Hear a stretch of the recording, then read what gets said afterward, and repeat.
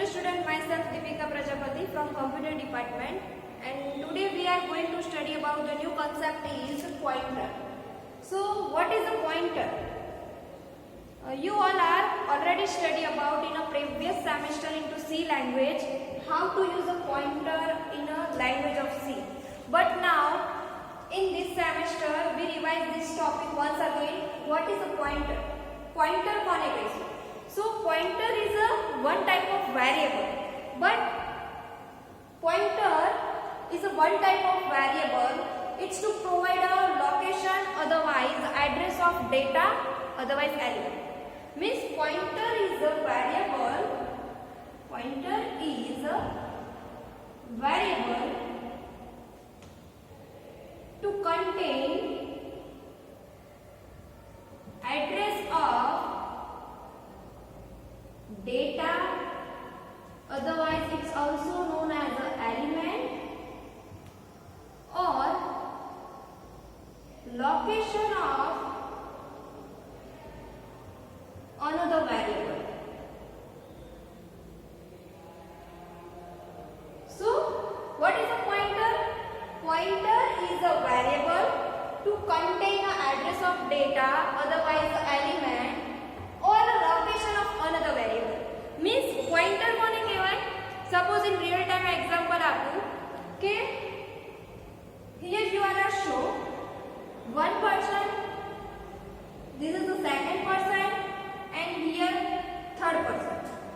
Three persons are there, and the first person is know about the address of second person.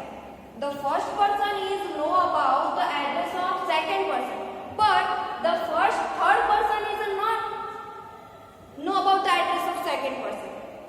Once again, first person is know about the address of second person, but third person is not know about the address of second person. એનો મતલબ કે આપણે અહીંયા ત્રણ person છે, એમાંથી પહેલા પર્સનને second પર્સનના ઘરનું એડ્રેસ ખબર છે, બટ ત્રીજા નંબરનો જે પર્સન છે એને સેકન્ડ નંબરના પર્સનના ઘરનું એડ્રેસ ખબર નથી. ધેન વોટ કે ત્રીજા નંબરના જે પર્સન છે એને સેકન્ડ નંબરના પર્સનના ઘરનું એડ્રેસ જોઈએ છે, તો એ કોન્ટેક્ટ કોનો કરે છે? વન નંબરના પર્સન. વન નંબરના પર્સનને પૂછે છે કે ભાઈ સેકન્ડ નંબરનો જે પર્સન છે એના ઘરનું એડ્રેસ શું છે. ત્યારે જ્યારે વન નંબરનો પર્સન થર્ડ નંબરના પર્સનને સેકન્ડ નંબરના ઘરનું એડ્રેસ આપે છે, ત્યારે થર્ડ નંબરનો પર્સન પહોંચે છે સેકન્ડ નંબરના પર્સનના ઘર પર. હવે થર્ડ નંબરનો પર્સન જાણતો જ નથી કે સેકન્ડ પર્સન જે છે એના ઘરનું એડ્રેસ શું છે. એને એડ્રેસ ક્યાંથી મળે છે? વન નંબરના પર્સનથી. તો જે વન નંબરનું પર્સન છે એ શું થઈ ગયું? As a reference. આના રેફરન્સથી થર્ડ નંબરનો પર્સન સેકન્ડ નંબરના પર્સનના ઘર સુધી પહોંચે છે. તો આ શું થઈ ગયું? આપણો pointer. It's known as a pointer variable. So pointer variable is nothing but the one type of reference. ये as a reference તરીકે કામ કરે છે. શા માટે? કે જો a variable to contain the address of data element, otherwise location of another variable. એટલે કે જે બીજો વેરિયેબલ છે, another variable નું લોકેશન કોણ કન્ટેન કરે છે? પોઇન્ટર. મીન્સ સેકન્ડ નંબરના જે પર્સનનું એડ્રેસ છે એને કન્ટેન કોણે કર્યું? ફર્સ્ટ નંબરના. એટલે એઝ અ રેફરન્સ તરીકે થર્ડ નંબરનો પર્સન છે એ વન નંબરના રેફરન્સથી સેકન્ડ નંબર પર લોકેશન પર જઈ શકે છે. સો આ જ વસ્તુને આપણે how to implement in a C language. હવે સી લેંગ્વેજની અંદર પોઇન્ટરનો યુઝ કઈ રીતે થાય? ફોર એક્ઝામ્પલ હું અહીંયા ઇનિશિયલાઇઝ કરાવડાવું છું. For example, I have to write an integer x is equal to 5. તો અહીંયા તમે જુઓ છો x is our variable is equal to 5. 5 is the value of variable x. 5 માં જે આપ્યું છે એ શું છે? x વેરિયેબલની વેલ્યુ છે, and integer જે છે શું છે? Data type. This is our data type. X is nothing but a variable and 5 is our value of variable. 5 શું છે? વેરિયેબલની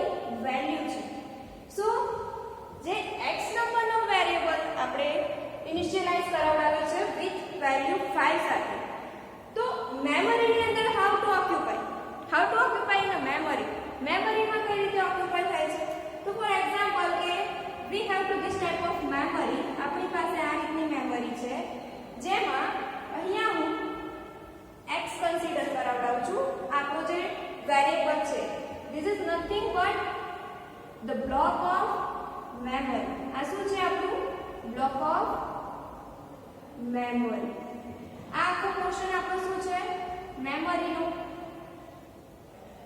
નાઉ x ની વેલ્યુ આપણે શું આપવાની છે 5.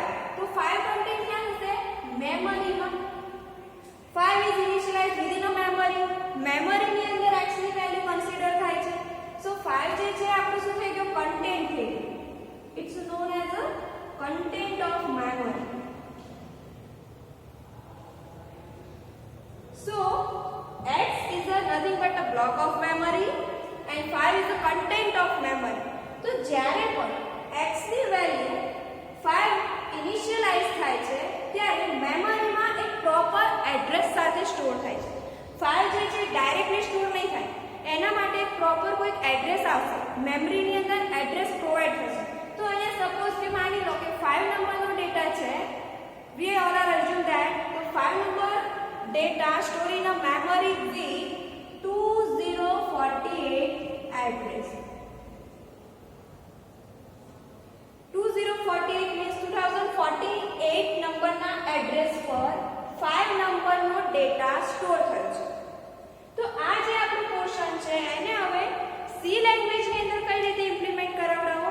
તો એના માટે એક આપણે void ફંક્શન લઈશું. મેઇન આપણું void main ફંક્શનની અંદર we initialize the variable x is equals to 5 and then printf bracketમાં modulo d slash n and x ને આપણે શું કરાવડાવવાનું છે printf કરાવડાવવાનું છે.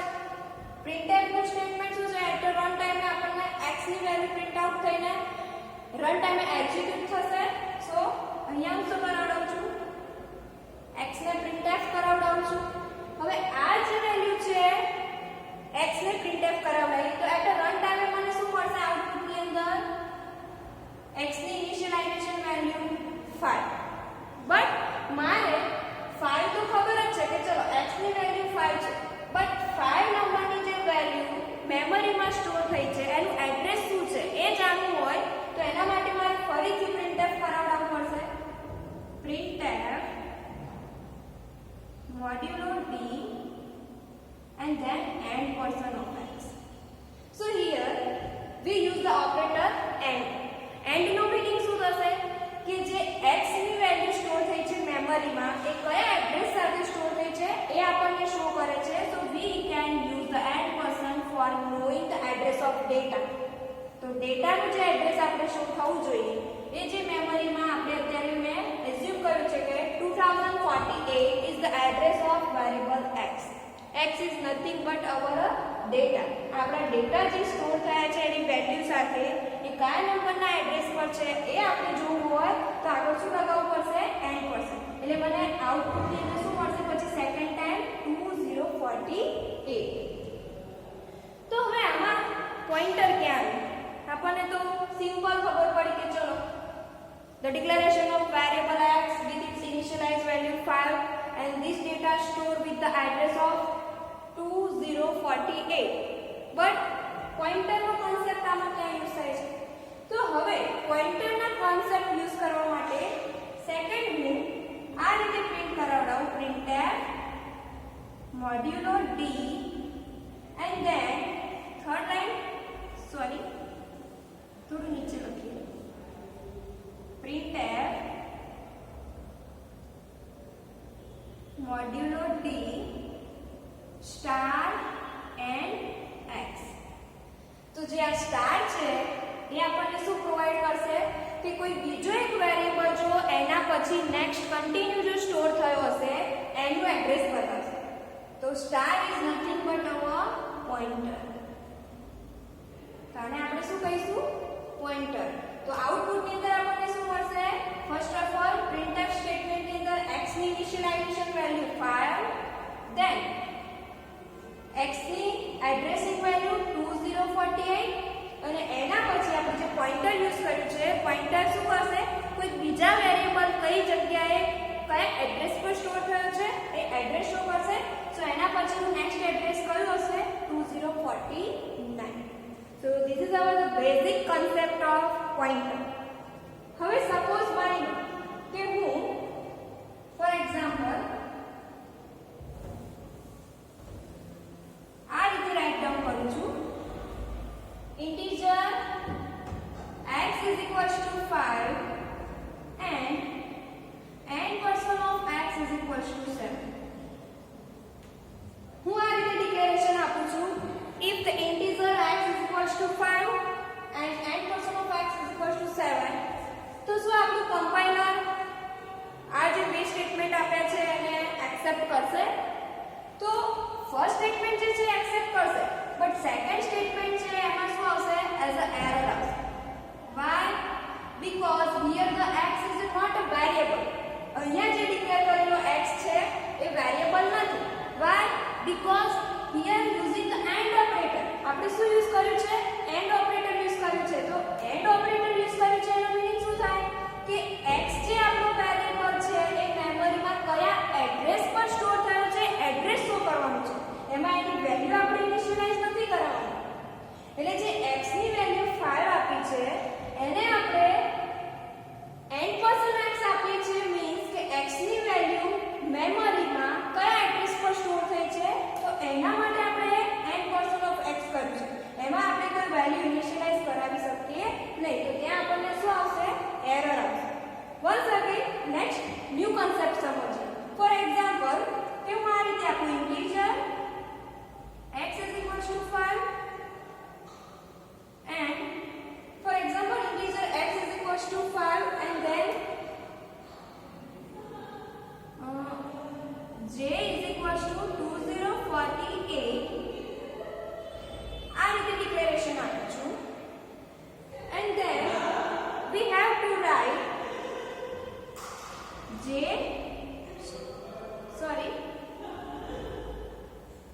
multiply j is equals to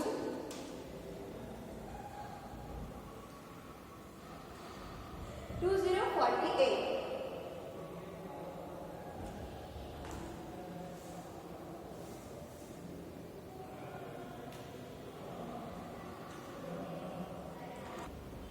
Next, new concept આપણે સ્ટડી કરીએ. Suppose we have to write integer x is equals to 5 and then j is equals to using the AND operator with variable x. Then what? આનો meaning શું? તો જ્યારે આપણે x ની value initialize કરાવડાઈએ છીએ ત્યારે આપણને આ રીતનું મેમરી ઓક્યુપેશન મળે છે કે variable of x is nothing but our block of memory. એની જે વેલ્યુ છે it's our content of memory. And then given the address is 2048 means 2014 is the address of our variable value. So j is equals to n% of x નો meaning શું થાય છે કે જે variable જે છે અહીંયા આપણે શું કર્યું છે જે વેરિયેબલ લીધો છે જે વેરિયેબલ ની અંદર આપણે શું કરવાનું છે x વેરિયેબલ ની જે આ શું બતાવે છે n% એડ્રેસ બતાવે છે સો x વેરિયેબલ નું જે એડ્રેસ છે એને આપણે શેમાં સ્ટોર કરવાનું છે j વેરિયેબલ તો આ રીતે આપણે કરી શકીએ this is over the memory j variable માં x નું એડ્રેસ મીન્સ 2048 આઈડિયા આવે છે ફરીથી જે n% of x means nothing but the address of x x નું જે એડ્રેસ છે એને મેં શેમાં ઇનિશિયલાઇઝ કરાવડાવવાનું છે j વેરિયેબલ તો જે વેરિયેબલમાં 2048 એડ્રેસ સ્ટોર થાય છે તો એ પણ એક કોઈ નવા એડ્રેસ સાથે સ્ટોર થયું હશે તો એ જે એડ્રેસ હશે સપોઝ માની લો કે 5000 છે 5000 ઇઝ ધ એડ્રેસ ઓફ જે વેરિયેબલ બટ જે વેરિયેબલને અહીંયા આપણે ક્યાંય ડિક્લેર નથી કર્યું જો અહીંયા x ને આપણે ડિક્લેર કર્યું છે પહેલા integer x is equals to 5 તો જેને પણ આપણે ડિક્લેર કરવો પડશે તો જેને આપણે આ રીતે ડિક્લેર કરી શકીશું integer j नहीं कर सकते why because j is not a integer variable j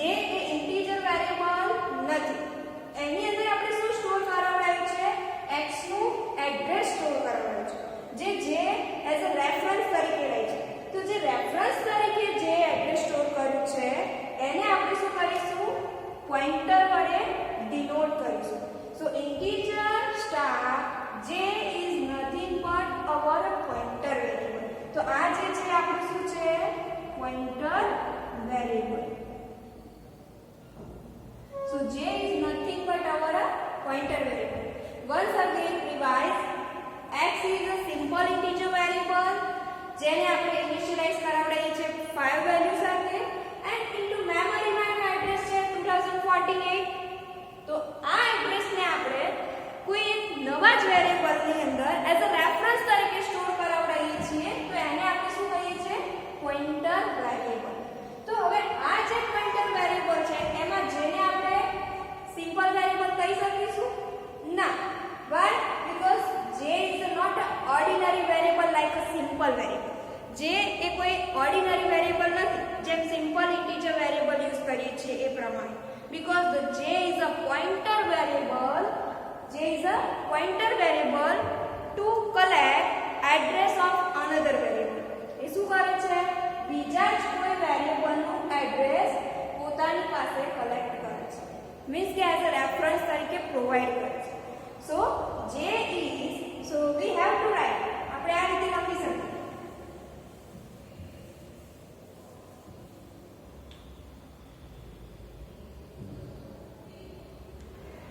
આ રીતે લખી શકીએ j is not ordinary variable. Sorry. J is not ordinary variable like a simple integer variable. Why? Because j is pointer variable.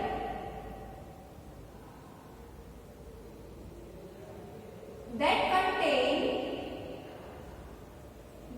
contain address of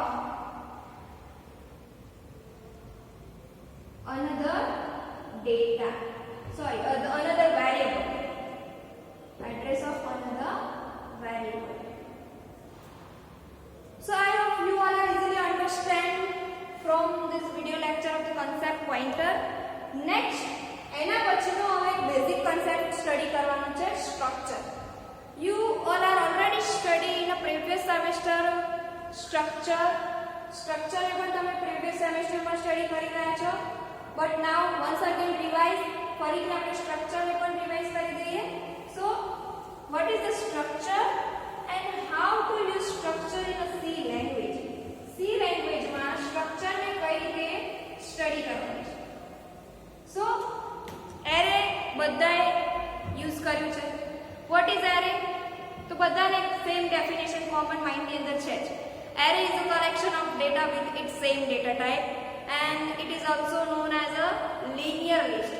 Why? Because the data are stored in as a linearly means sequence wise, step by step. Step by step data array ની અંદર store થાય છે.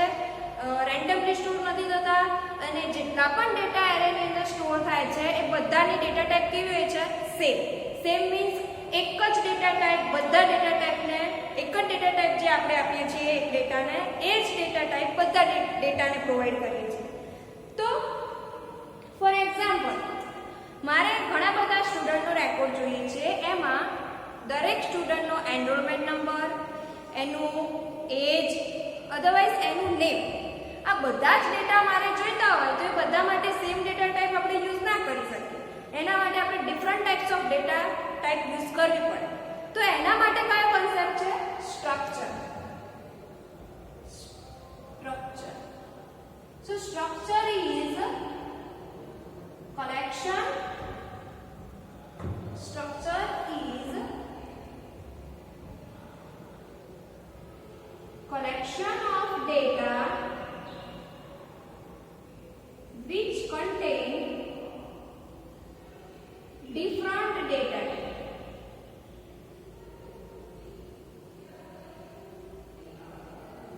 Structure is nothing but the collection of data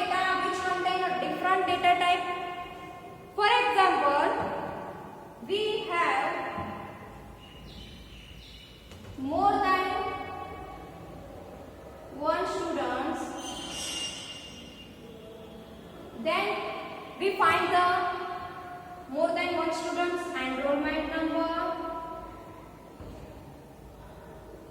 name and age. તો તમે બધા જ જાણો છો કે એનરોલમેન્ટ નંબર ન્યુમેરિક ડિજિટમાં હોય છે, નેમ કેરેક્ટરનો યુઝ કરીશું, મીન્સ સ્ટ્રિંગમાં હોય છે, આલ્ફાબેટ્સનો યુઝ થાય છે અને એજ ન્યુમેરિક ડિજિટમાં હોય છે. તો દરેક માટે આપણે અલગ અલગ ડેટા ટાઈપ લેવી પડશે. એરેની જેવું નથી કે ચલો એક જ ડેટા ટાઈપ બધા ડેટાને આપણે પ્રોવાઈડ કરી દીધી, બટ એનરોલમેન્ટ માટે આપણે શું લઈશું? ઇન્ટીજર, નેમ માટે સ્ટ્રિંગ